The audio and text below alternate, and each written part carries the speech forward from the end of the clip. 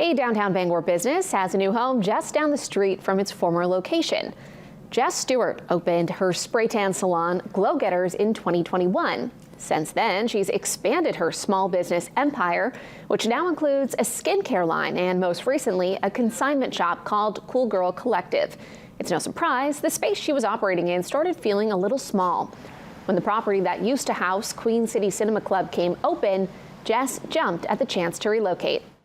When I was looking for a place, I knew that I wanted to be in downtown Bangor because I love the downtown Bangor council and I love being a part of downtown Bangor, but I also needed to have a parking lot for the spray tans, so this ended up being pretty much a gem. If somebody's never been in here before, what can they expect to find when they come in? Everything the cool girls like. The shop opened earlier this week at 128 Main Street in Bangor. She has dozens of vendors featuring local women-owned businesses, including permanent jewelry.